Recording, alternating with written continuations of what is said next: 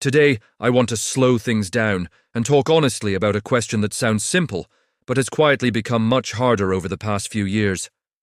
Where do you put $10,000, or even more, if you wanted to stay safe and still earn something meaningful? A decade ago, this wasn't really a debate.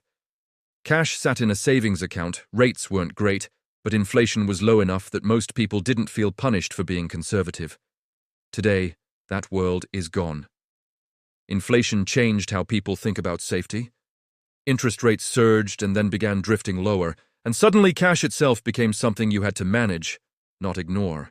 What makes this confusing is that many people assume safe automatically means low return. But that's not entirely true right now. If you know where to look, there are still cash options offering yields in the 3 to 5% range, which is far higher than what traditional bank accounts pay. High-yield savings accounts, certificates of deposit, brokerage cash options, and US Treasuries are all still delivering returns that can meaningfully reduce the silent erosion caused by inflation. The problem is that most people never see these options because their default bank doesn't advertise them, and headlines tend to focus on stocks, crypto, or dramatic market moves instead. As a result, millions of people are effectively earning close to zero while believing they're being cautious. This gap between perceived safety and actual outcomes is one of the biggest financial blind spots today. It's not about fear or greed, but about outdated assumptions. Cash used to be passive, now it's active, and if you don't make a conscious choice about where it sits, you're still making a decision, just not a good one.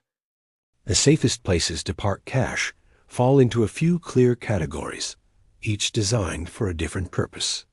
Savings accounts and money market accounts emphasize liquidity and convenience, but their rates are variable and can change quickly as the interest rate environment shifts. CDs and US Treasuries, by contrast, offer certainty. You lock in a yield for a defined period, giving up flexibility in exchange for predictability. Brokerage cash options sit somewhere in between, offering competitive yields while keeping funds accessible inside an investment platform. None of these are designed to make you rich, and that's precisely why they exist. Their role is to protect purchasing power and reduce uncertainty, not to chase upside.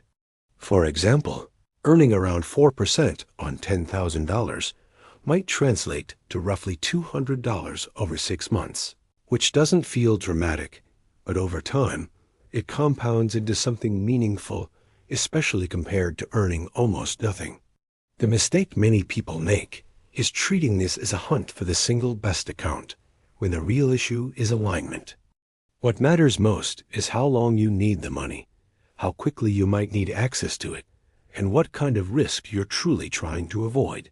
Market volatility, liquidity risk, and inflation risk are all different problems, and cash strategies exist to address each one differently.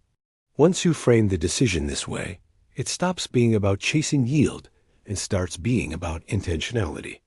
Cash doesn't have to sit idle to stay safe, but it does require awareness.